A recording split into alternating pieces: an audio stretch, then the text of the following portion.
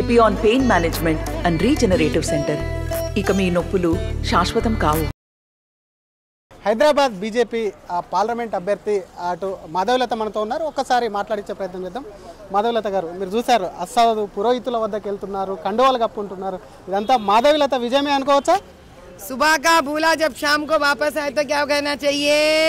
असद कहना चाहिए. ఇంకొకటి, రాజ్యాంగం తీసేస్తారు బీజేపీ అని చెప్పి పెద్ద ఎత్తున కాంగ్రెస్ ప్రచారం చేస్తుంది. నిజమేనా? బీజేపీ 400 సీట్లు వస్తే రాజ్యాంగాన్ని తీసేస్తుందా? రాజ్యాంగాన్ని తీసే హక్కు ప్రపంచంలో ఎవ్వరికీ లేదు. ఇదే విషయం మోదీ గారు ఒకటి కాదు, 2 సార్లు కాదు, 3 సార్లు కాదు, లక్షల కోట్ల సార్లు చెప్పారు. ఆయన బాబాసాహెబ్ అంబేద్కర్ గారిని ఆయన దేవుడు సమానంగా పూజిస్తారు. ఆయన ప్రప్రథమైన ప్రధానమంత్రి రాజ్యాంగాన్ని తీసుకొచ్చి పార్లమెంట్లో పెట్టి ఒక భగవద్గీత కింద, ఒక ఖురాన్ కింద, ఒక బైబిల్ కింద, ఒక గురు గోబింద్ సాబ్ గ్రంథ్ కింద దానికి నమస్కారం చేసిన ఒకే ఒక ప్రధానమంత్రి చరిత్రలోనే భారతదేశంలో మోదీ గారు.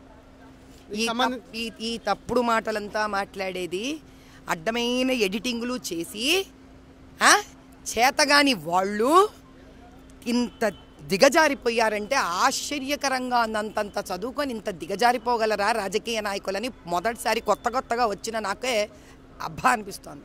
మొన్న ర్యాలీకి సంబంధించి కేసు కూడా నమోదు చేశారు మీ అనుచరులు మీ మీద. ఏకంగా అమిత్ షాను A3గా కూడా చేర్చారు.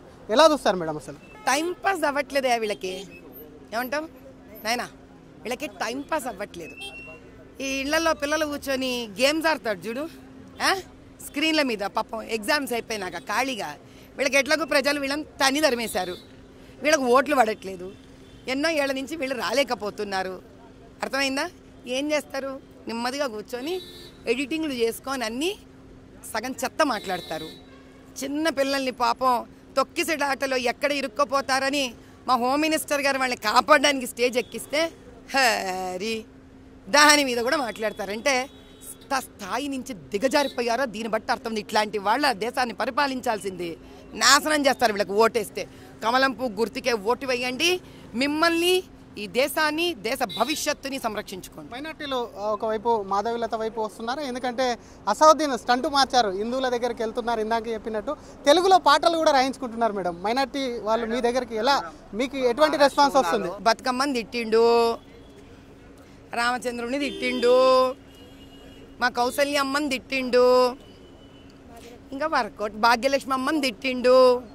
ఇక వర్కౌట్ అయితలేదే. గుళ్ళకు వచ్చి తల కింద ఉంచుకొని కాషాయ వస్త్రం వేసుకుంటే తప్ప వర్కౌట్ కాదని తెలుసుకుంటూ మరి ఇన్నేళ్లు రెచ్చగొట్టిన ముస్లింలకు ఏం చెప్పుకుంటాడు అది కూడా చూద్దాం.